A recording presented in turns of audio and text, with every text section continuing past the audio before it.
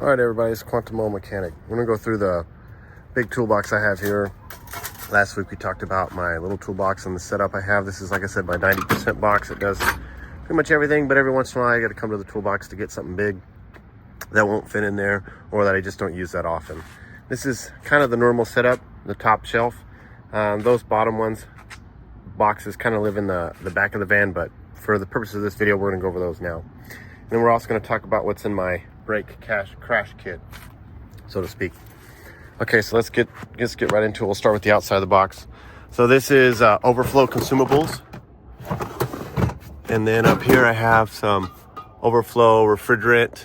I like to keep the refrigerant in the little cans rather than a big can, even though I do a lot of refrigerant work. This is oil because it's just easier. It's a lot, takes up a lot less space and such of that nature too.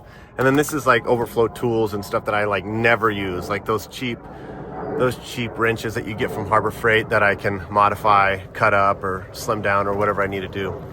This is overflow, kind of like big consumable items that don't fit anywhere else. That's where this goes. Up here I have my 1/2-inch Mac impact rated sockets. These are on a magnetic rail because I can just take the rail off if I'm doing something big like a suspension job or like a rack and pinion or something like that. I can just take this whole thing off and take it with me, or I can just come and grab the sizes that I need. I have a couple of snap-on stuff pilfered in through there as well. This right here is my 1/4-inch rail. Same thing. I like it on the magnetic rail from Ulsa Tools. I can take it to the job and just grab what I need. These are the snap-on 1/4-inch. Shallow and deep. If they're missing from here, that's because they're in my toolbox there. All right, so from the outside, this is a pedal depressor. I use this mostly for brakes. If I want to hold the brakes down, see, I can use this to push the brake pedal down. If I want to keep the rotors from spinning, that's really helpful if I've already jacked up the car and I need to put a breaker bar on, let's say, the CV axle nut or something of that nature. This put it on the brake pedal and nothing moves. So I don't have to use a second pry bar and another hand to try to undo something that's stuck. So this is fantastic. It's also good if I don't trust the e-brake and I'm jacking up a car, I can just engage all the brakes and prevent the car from rolling away. This lives right here. Okay. Next I have some Hyper Tough pry bars. I just bought these and they're absolutely fantastic. They're made in America. I got a whole bunch of pry bars for like less than $100. So these work really great. This one lives there. This is the biggest one that I could find at Walmart. It's almost bigger than my toolbox. Look at that. And it also lives right here. And then this is really great for serpentine belts. I kind of was late to the game on this tool. This is from Gear Wrench. This is a little bit different than what you find. Normally they don't squeeze like this. This isn't the most helpful thing, but every once in a while it's really good if you need to grab the belt and pull it and readjust it. So this is a pretty big time saver. Anytime I do a serpentine belt job, this comes out. And this lives up here as well. Over here I have my snap-on AC manifold gauge. This comes out all the time. I do a lot of AC work, especially in the summer. Not so much now in the wintertime, but that's where that lives, and because I use it all the time. I've taken the handle off of my door here just so allow the drawers to come out a little bit farther. This is a brake bleeding kit that pressurizes the master cylinder. This is fantastic. It's got a hand pump so you don't have to use any kind of air compressor or anything like that. This is how I bleed brakes by myself, and it's really, really, really fast, really great, worth its weight in gold. I've already paid it off like 10 times over. This thing is really good. I keep my extra business cards here and magnets for the customer. On this side I keep my old Craftsman pry bars. This is a pickup tool. You got to have one of those, a small and a large there. Paper towels, right? Pretty basic stuff. Okay, so let's get into the socket drawer. Okay, so up here on this side is all standard. On this side is all metric. So we'll get into the metric stuff first. This is a set of Pittsburgh large sockets. This is mostly for axle nuts, and every once in a while something else comes up where I need those, like an oil filter that uses these. They work great. This is a set of snap-on impacts. I don't really use these all that much because I have my gray pneumatics that live up here, and these are fantastic. So these are cheap Pittsburgh 1/2-inch drive impact rated on the back. This is the Quinn's Notice I don't have any shallow half-inch anything. Pretty much the only thing I have in half-inch are these right here. I have some 12-point stuff, but mostly these right here, and these are fantastic. I use these all the time. These are low profs from Quinn. They're well worth it. Here I have some more snap-on sockets. These are the chromes, shallow and deep up here. I don't use these all that much, like I said, because I have the gray pneumatics. This is a set I bought from Quinn. This is the spark plug set. I bought this whole set. It comes in a really nice case, but it takes up too much room. But I bought this whole set for this one socket, the 14 thin wall 12-point. It's some of the BMWs use it, and I needed it for a job, so I just went ahead and picked up the whole set because it was cheaper than just buying the one socket from the truck. I've used it a handful of times. I still prefer to use my snap-on set that I have over here.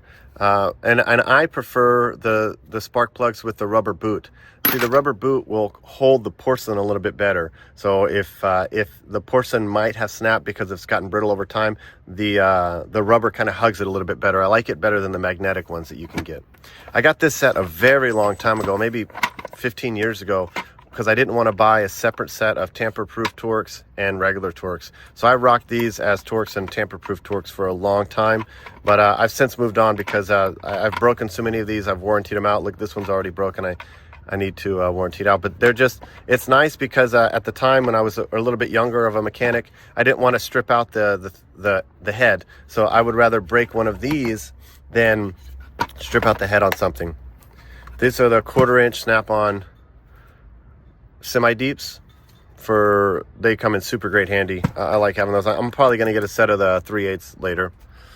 Here I have some crow's feet, like line wrenches. I like these better than the straights because they hug the fastener a little bit better. You know, when you come on to it with an extension, it kind of throws things off a little bit. So this is nice to have. They're cheap, so if I need to modify them, if I need to cut off or shave them down, I can. I got standard and metric here.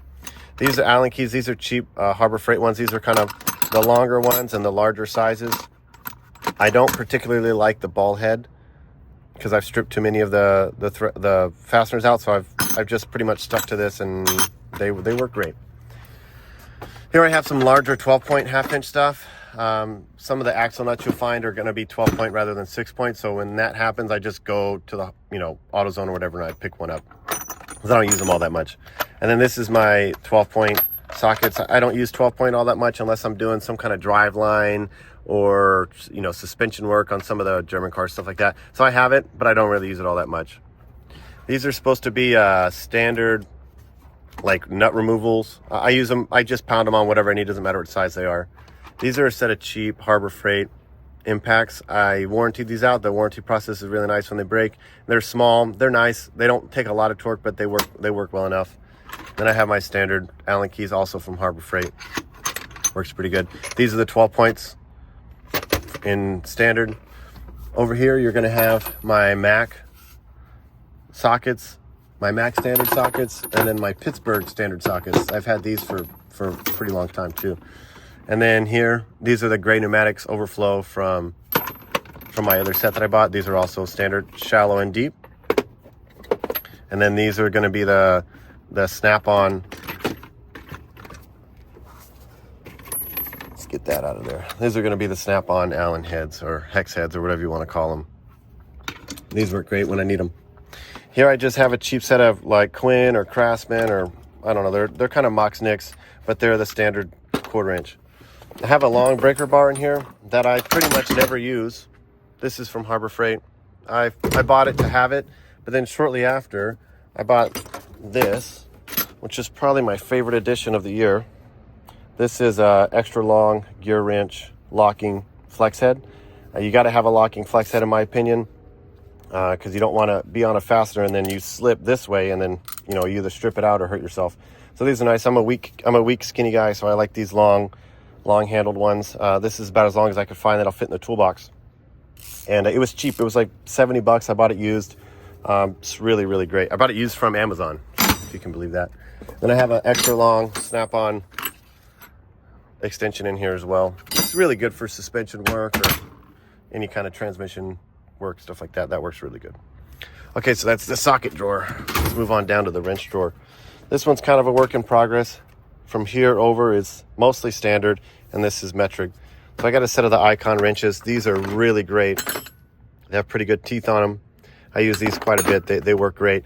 These are the extra larger sizes. This is an old American made crescent wrench. I don't use it all that much, but it's nice to have. And then these are some of my overflow ratcheting wrenches from Gear Wrench. Again, I really like these gear wrenches with the serrations on the side there. It really lets you know what direction to pull. Yeah, it has the arrow on it, but I mean, this is a lot easier to find. So these work great. I love these ratcheting flex. I have them in the standard. My friends got me this set a very, very long time ago. I have really great friends, and these are great. This is an old set of snap-on wrenches. They take up a lot of room. I prefer to have my wrenches laid out like this because I can actually read the sizes. It's a little bit faster than having them all stacked up. I had some old 3D printed stuff that I used, but I like this is better. This is on a Gear Wrench foam.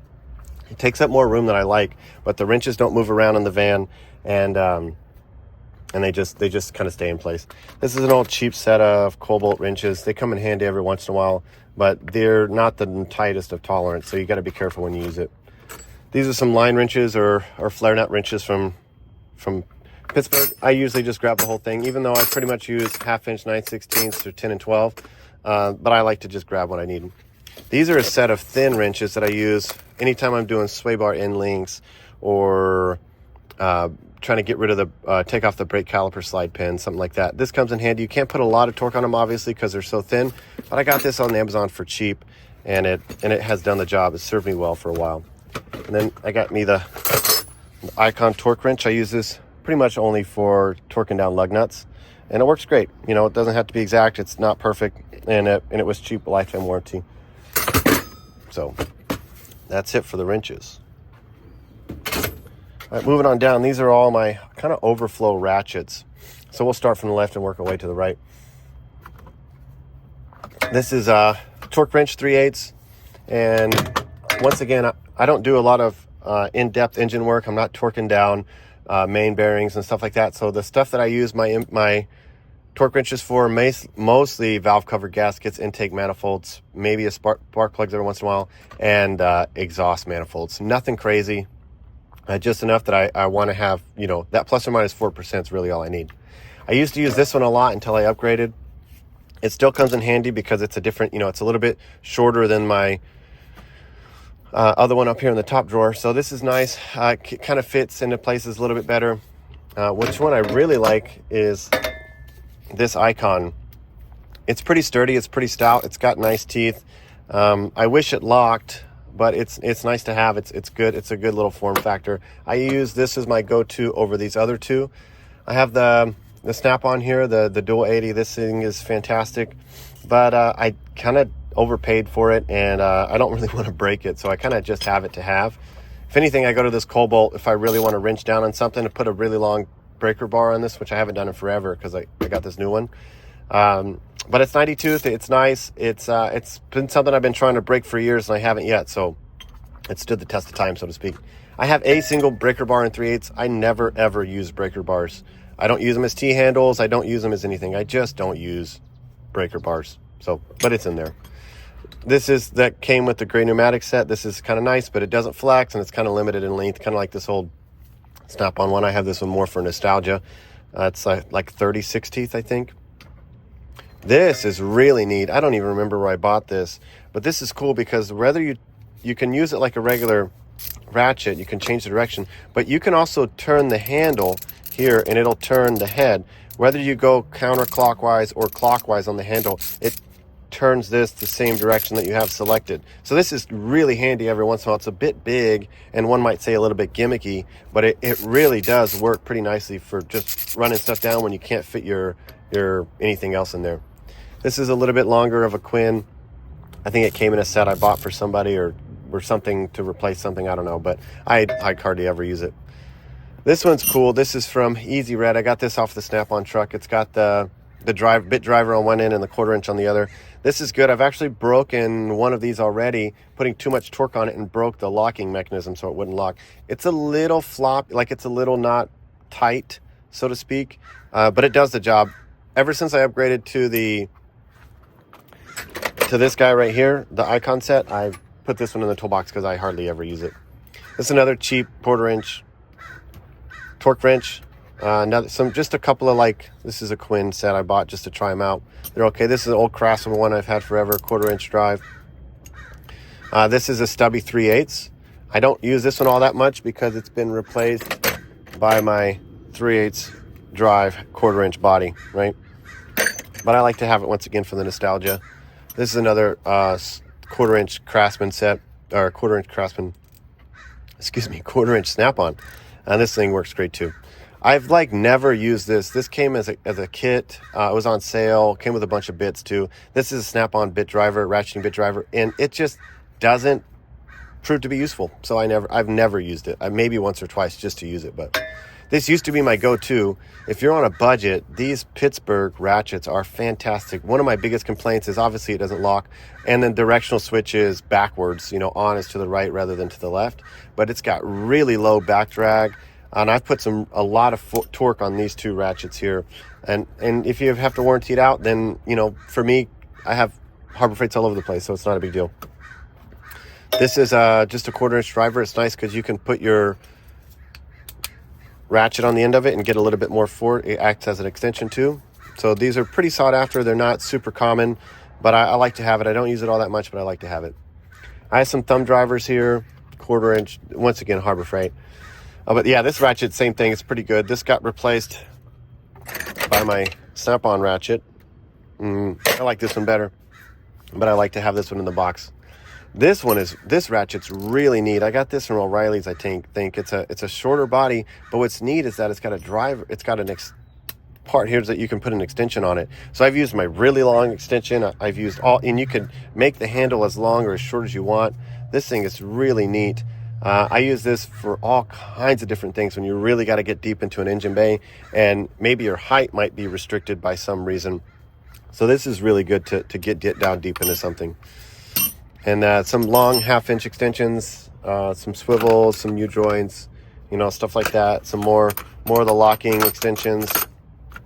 This is kind of like adapters. These are all no-name extensions. You got some snap-ons in here, like this long one in here. I got a long locking extension 3/8, but I don't really climb into this box too awful much, every once in a while.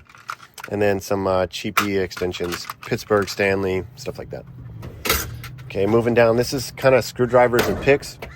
Remember I told you I don't keep my Phillips head screwdrivers in my main toolbox here because I just don't come across needing them very often. So they live in here. These are the Milwaukee sets.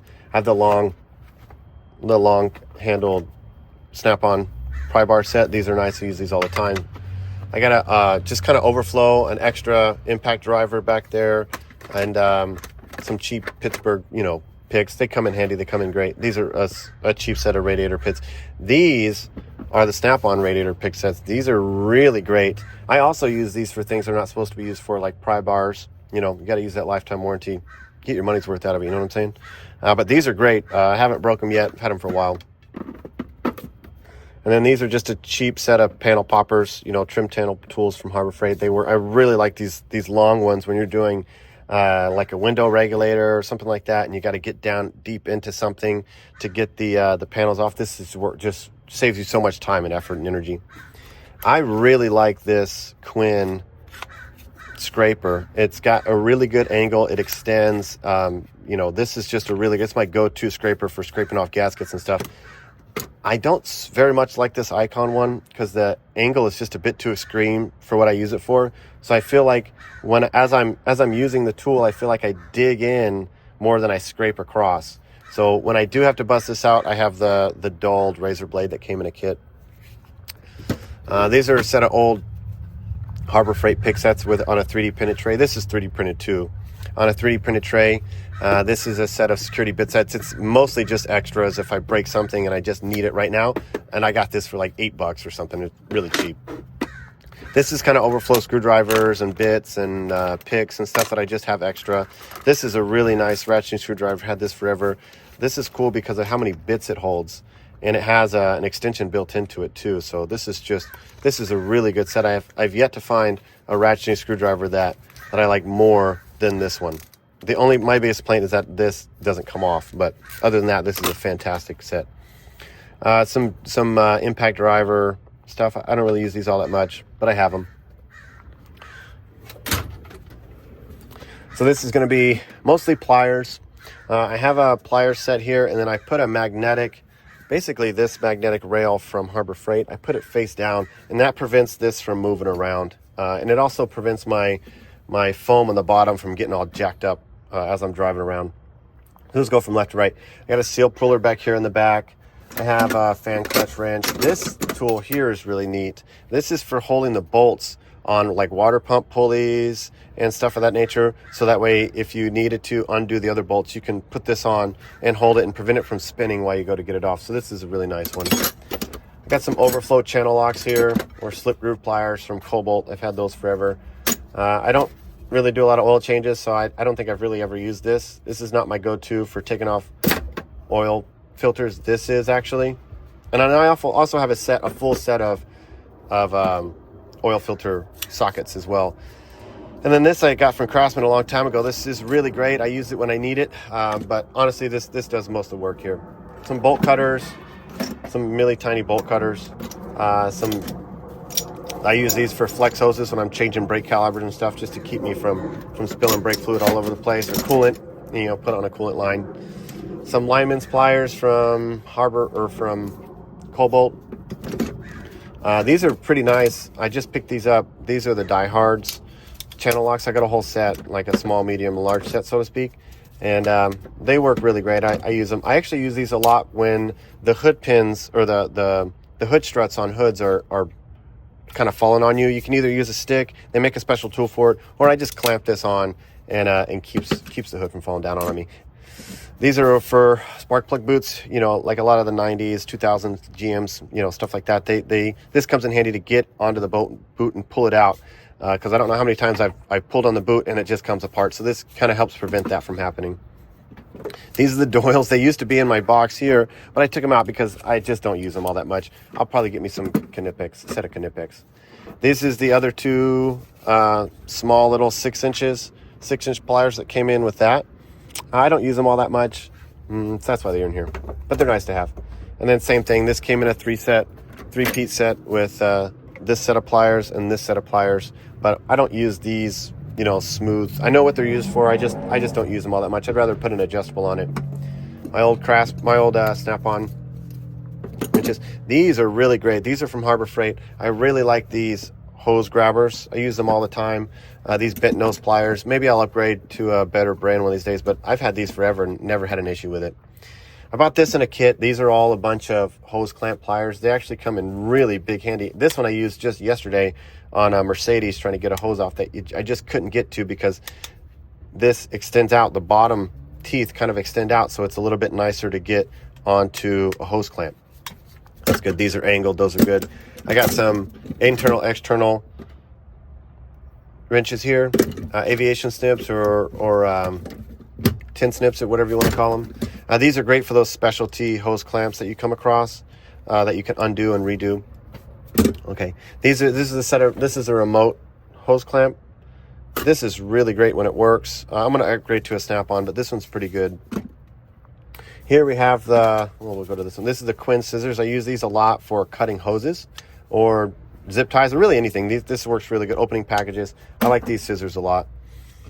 This has been fantastic. This is the Snap-on knockoffs, pipe wrench, Swedish pipe wrench, whatever you want to call it. This is really good.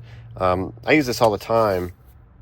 This is great. Another one that's really good is this old school set of Craftsman channel locks. These work really, really great, but I like this one too. So that's kind of my order of preference there. And then on to the money drawer, as people call it. I'm a big fan of Milwaukee. When I first got into going into the battery powered lineup, I started off with M12. Just because the battery form factor is so much nicer. The batteries are so much smaller, and they have the larger batteries too. And at the time, no other manufacturer really had any automotive specific tools. So I got into the Milwaukee M12 lineup and I never looked back. These are my first two tools. This one's lasted the test of time. This one I had to warranty out recently. And I don't use this. This is the high torque 3/8 because I have my insider ratchet here that just replaces a bunch of other stuff. So I warrantied it, maybe used it once, and then I lived in this toolbox forever. This is a little impact driver, the non-fuel version. I've had this forever. And I use this kind of mostly for cleaning out the inside slide pins, you know, where the slide pin goes in, to clean it out, all the old grease and everything. So that works great. This cutoff wheel is fantastic. I like these Diablo wheels too. But this cutoff wheel is fantastic. I've used it for all sorts of stuff. If you need to cut a flat into a fastener that's been stripped, so you can put a flathead in there. If you need to cut a bolt off, if you need to modify something, a tool too even, this thing is just amazing. Really, really, really great. This light is good too. This is an M12 as well. You can put the flat, you know, the larger batteries on it, and it works good. This one's cool because it has a hook that can hook onto the hood while I'm using it to really light up the hood bay or whatever I'm doing. This is really, really nice. I don't use it all that much because I have my Milwaukee stick light over here, but even still, it's nice to have, especially on the dark nights. Okay, this is one of my favorite tools. This is the best soldering iron I've ever used in my entire life.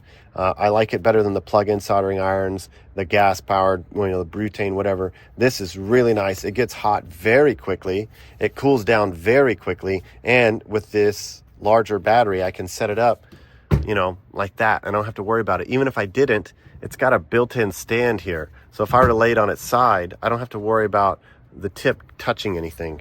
So this is really, really nice soldering iron. I've made a lot of money. Every electrical repair I do, I solder and shrink wrap. So this is just fantastic. I love this tool a lot.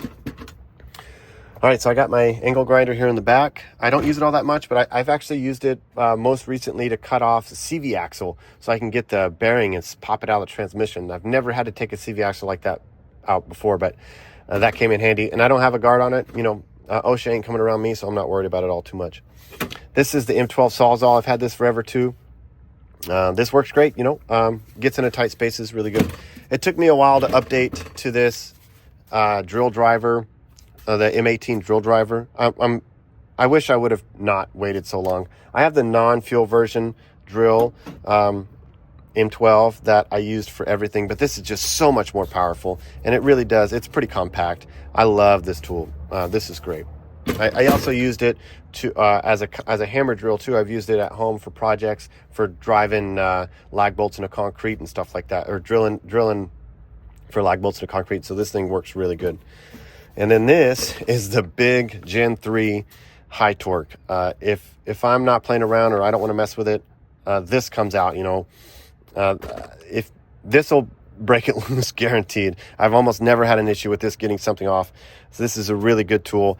It's a bit heavy and a bit chunky, so I don't use it all that much. My go-to impact is going to be this right here, the mid-torque. I think it's the newest generation mid-torque.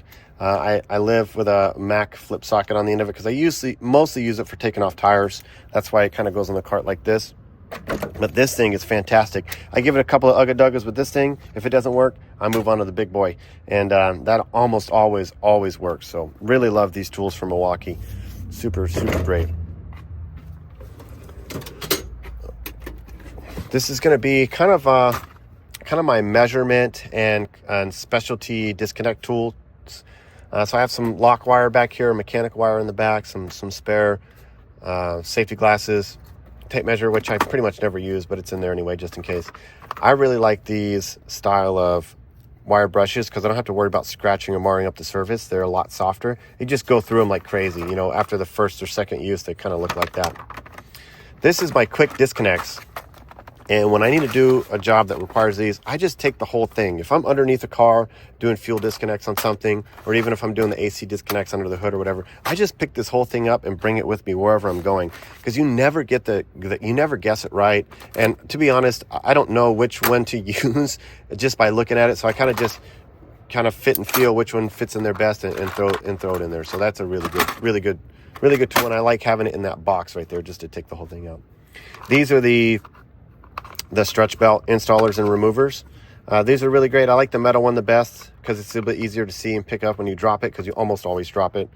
Spare razor blades. This is stethoscope. This is fantastic for diagnosing vehicles. Noises, valve ticks, dead cylinders, just stuff like that. This is bad bearings.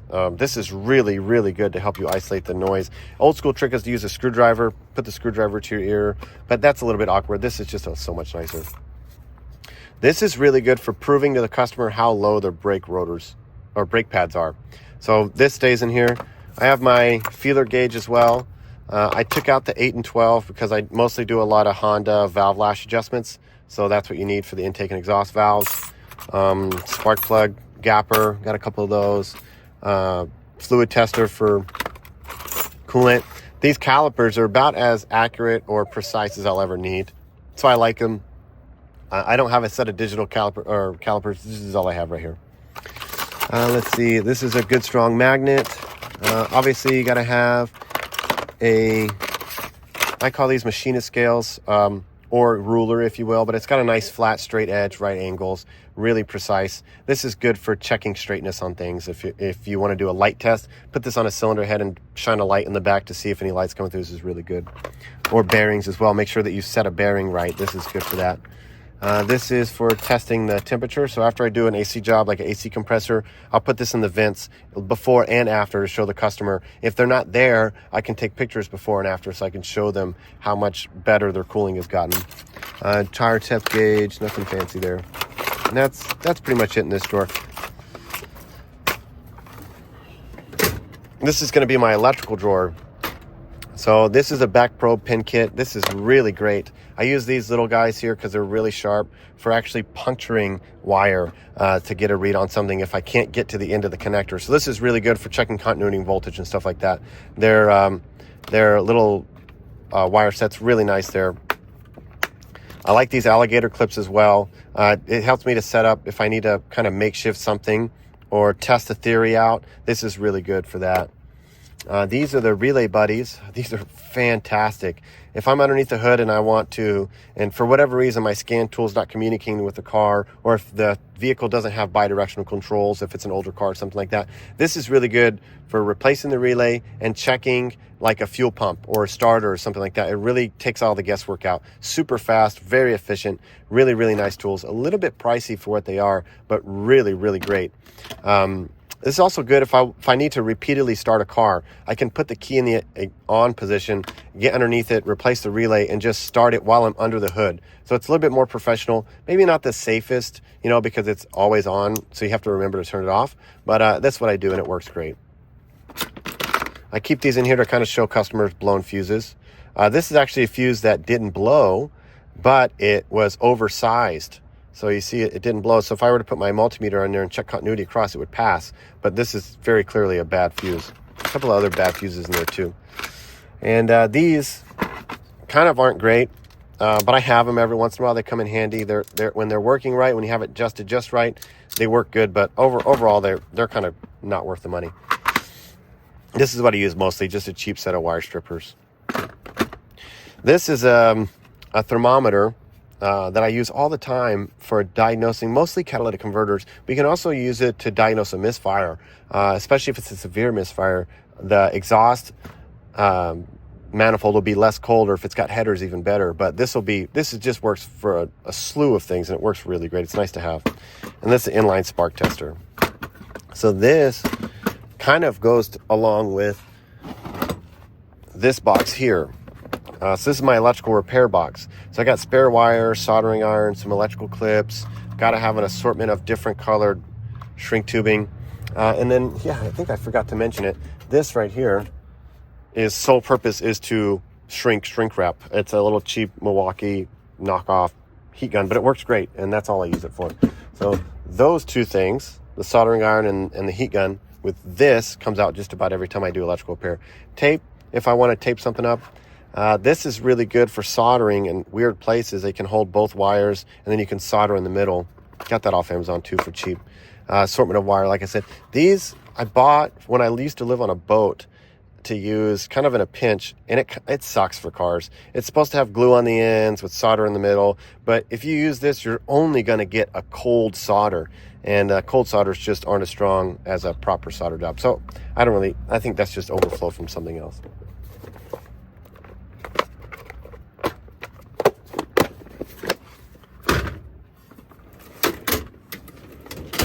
So this is my bad day drawer. This is where I keep my hammer, chisels, drill bits, stuff like that.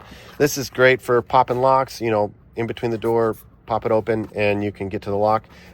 This is also really great if you're trying to jack up an engine and you don't have any wood blocks or something, or you want some fine control over how high or low the engine goes. You put this between your jack up it up, and then you can air this up to kind of jack the engine up without fear of damaging, especially if it has a plastic oil pan. So this is really good. I use these wire brushes mostly for brake calipers and mostly just for brakes, but they're great and they last a long time. They're steel. They're really good if you really want to get in and clean something. So I like having that. I got this Milwaukee hammer, ball peen hammer. This is great. You know, I use the peen side more than you might think. I don't know. I've never really seen mechanics use the peen side of it, but I like to use the peen side when you're trying to drive a bolt in or something. You don't want to damage the head and you just want to get right onto the center of the bolt, especially if it's a larger bolt and the access is a little bit limited. So this works great. I got a wrench extender, which I bent already. These forks are meant for popping out CV axles, and they've worked pretty good for me in the past. I got some help with those. I got a large chisel down there. This is really great because of how big it is. This is good for popping out CV axles as well, just because of how thick it is and how wide it is. So this can really get onto something and pop it out. This is from Pittsburgh too, but I've had it for a pretty long time and it works well. This goes onto the bottom of your lower control arm, and you can stick a pry bar in there and pry down the lower control arm. So this is really good for that. It's a cheap tool I got off Amazon. Somebody recommended it to me. Really, really good. This is the rest of those Hyper Tough pry bars, and once again, I've used them for about a week now and they're fantastic.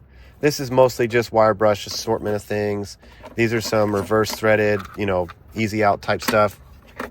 I also have in here the brass punches. I use these when I'm taking off the ring on fuel pumps, because it's brass. It's not going to spark. So, you know, not that I'm really worried about it, but I would rather use this than something else. Or if I'm working on something that I obviously don't want to mar up, I use these brass punches. They work great from Matco. This extra little pry bar actually comes in handy a lot. I really like these reverse fluted bolt extractors. You know, you hammer it on from the backside. You can put a wrench or a socket on there, but they're reverse fluted, so they really bite onto the bolt head or the nut while you're taking it out. So these are really great. These are old school set of Craftsman screwdrivers that I've broken or just otherwise had for a long time, and I mostly use them for pry bars. So some chisels, punches, you know, normal stuff in there. And then this is a set of jeweler's files right there. You know, the really small files. Let's see. This is Mac impact driver. I use this mostly for popping off the hold down screws on like Honda brake rotors, and it just works absolutely fantastic. There's been times where customers have called me out to remove a stuck bolt, and I'll pull this out, hit it once or twice with a hammer, and I'm gone. And I have a 1 hour minimum. The customer's going to be extremely happy they got their bolt off, and or whatever it is off. And this thing, it's a really, really, really good tool. I have a cheaper one in the other, you know, one of these drawers here, but this Mac one, it works really great. And these bits here are just next level, really good. So I love this tool a lot. And then I have cheap drill bits. I only ever buy cheap drill bits when they go on sale at Harbor Freight.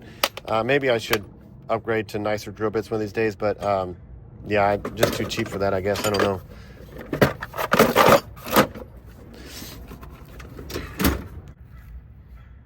This is my diagnostic drawer. This is my D7 scan tool. This thing is a bidirectional. It works really, really great. I use this primarily. I also have this top-down bidirectional scanner that I keep in the main toolbox because of how small it is. It connects to my phone like I was talking about before. But this is really good on a go-to basis. It's pretty fast. It's a wired connection, which I actually like for the speed. It has pretty much every make and model I've ever come across. So this is really good. This is just a cheap cameras, you know, remote camera borescope that I got off of Amazon for cheap. I really like this Power Probe as well. This Power Probe 4 has made me so much money. If you know how to use it, this is probably a diagnostic dream come true. It's really, really good, supplying power and ground, testing out things remotely. It really cuts down on your diagnostic time tremendously. If you know how to use one of these, you are set. This thing is amazing. I love it so much. I don't really like keeping blow molded cases in my toolbox. I feel like they're a waste, and it's wildly inefficient to move things out, take the box out and get what you need. So these are the only ones I keep in the box. This is a cheap set of triple square that I got off of Amazon. I only use it every once in a while. Just this week I used it for motor mounts on an Audi, but it's there when I need it. I have it. This is a really great oxygen sensor set. I use this one, as it says, for oxygen sensors, and it's a pretty complete set. I've never felt the need to need more than what's in here. It's got some thread chasers too. This thing is fantastic. I actually just used this yesterday in a VW too. Really, really, really good set. I think I got this off Amazon years ago, or a couple years ago anyway. Now this right here is a tool I used to use all the time. This is the Gear Wrench Serpentine Belt Kit tool, and it's ratcheting here. This is really, really great set. But you know what? I don't use it anymore because I use these wrenches here. I use these wrenches for serpentine belts all the time. They're great. This comes in handy every once in a while if I need to get in something really, really tight. It's good. It's got the pass-through function. It's good. I just never hardly use it anymore ever since I got those new wrenches. So that's what lives in there. Next, I'm going to talk to you guys about my kind of overflow tools here. This kind of goes along with the diagnostic. This is an amp hound. This is really good for doing parasitic draw tests. This comes out anytime I need that job done, and it works great. You put it around the fuse, it turns a 45-minute job into like a 15-minute job. So really, really good. This is that gear wrench set of 8 to 22 impact rated swivel sockets. I put the ones I use the most in my box up here, but I like to have the full set. This doesn't go with me on every job. I'm putting it up here to show you guys. And then this is just a cheap set of lug nut sockets.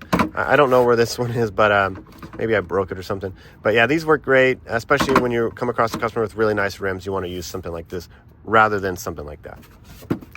Okay, next, let's talk about what I keep in my brake crash bag, if you will. So we'll start on the outside. This is going to be my pry bar for prying out those brake pads, compressing the piston, so it works great for that. I keep on the outside here, I keep an S-hook for holding the brake piston so it's not resting on the flex hose. This pry bar is really great for popping out rattle clips and shims and such that nature, and also for popping out brake pads. So this is really, really good. Small form factor. I really like that a lot. These are really mostly for cotter pins. I bought these first, and then I saw that they had them in pink, so I bought the pink ones just to have. But so these kind of live in my brake set. This is that wire brush I was telling you about. This is really good for cleaning where the brake pads kind of ride. Clean it up and then put your shims on it. I always clean it up before I put the shims down because it makes the shims set a little bit more flush, and it's a much easier job to get your brake pads in. So that's really nice. This is my 3-pound mini sledge. Kind of mostly use this for popping off brake rotors when they're stuck, but I also can go to it when I need it for another job as well. This lives in the back of the van. So this is really great too. I love this hammer a lot. This is my right angle die grinder. I use this mostly for cleaning up the hub assembly. I have a pretty aggressive roll lock disc on there. I also use it, I'll put a less aggressive roll lock disc when I want to clean up like an intake manifold or some kind of seating surface. This is really great for that. And I wish it was just a little bit smaller, but you know what, you can't be perfect. And for being a battery powered thing, this is really powerful. It works really great. I have a slew of greases in here. The ones I use the most are these 3 right here. This is for slide pins. This is anti-seize. I use it for a slew of other things, but mostly I use it for after I clean up the hub assembly with this right angle die grinder, or clean it off with some brake cleaner, and then this goes on to it just to prevent the rotor from getting stuck to the hub assembly. And then this is my brake parts lubricant I use for pretty much everything else. Brake cleaner. I like the non-chlorinated version, but this one's okay. Just cheap. I get it whenever it's on sale. I buy a bunch of them. So I like to use the heck out of some brake cleaner. And then I got another pry bar here. This is a straight pry bar. And then some thread locker. I like to thread lock the slide pin bolts and the caliper mounting bracket bolts too. These are for jacking out the rotors when they're stuck. Let's say it's early in the morning or late in the evening and I don't want to beat on it with a hammer, which is the fastest way to go about it, I can throw these in there to get them out too. So it's just another thing. I use the zip ties mostly when I want to hold the brake caliper. So for whatever reason, the S-hook doesn't quite work or there's not enough clearance, then I can double these up and use them to hold, and then I just cut them off when I'm done. So these work great. So let's go on to the other side. This is a piston depressor. This is my favorite one. This is great. If I can't get it fully depressed with a screwdriver, this comes out when I'm done, just to kind of push them in. This is from Lyle. This is really good. This is kind of for drum brakes. Nobody does drum brakes hardly anymore, but these are for moving those push down pins. This is an old Craftsman set for kind of removing and installing springs. So this is a really good tool. This is a really neat tool. This is for helping, once again, to clean that hub assembly. This goes onto my 1/2-inch impact driver, and it helps clean around where the lug nuts go. So the lug nut goes through there and you can clean, and this thing works really great. I think I got this from O'Reilly or something, and you can replace the ends here. So really good there. These are the Icon set of diagonal cutters, slip joint pliers, and and needle nose pliers. These work pretty good. They're not my go-to. I keep them in here for when I'm doing a brake job, solely just because I don't want to make multiple trips. So I bought these to try them out. They're okay. I would recommend it if you're on a budget to buy these. They're pretty good, but I like my snap-ons better. Another, wire brush. This is for adjusting the brake adjuster on drum brakes. And that's pretty much it. This is kind of how this kit lives. And like I said, when I go to do a brake job, this comes out with me and it sits on the ground next to me, and it's got pretty much everything I need. The only thing I'd have to get from my main toolbox here is going to be whatever size wrench or socket or extension to get the the slide pins or the mounting bracket bolts off. So, all right, that's it. That's the kind of the main toolbox. So if you guys have any questions, let me know. Put them down in the comments if you have any recommendations. Like I said, I will be doing some more tool review type things on the tools I use on a daily basis, and give you some really in-depth, real world use of the tools that I use and why I use them, why I picked them, and some of the other brands I've used in the past, and why I prefer to use the one I settle on now, whether it be budget or quality or something like that. So, all right, guys, thanks a lot for watching.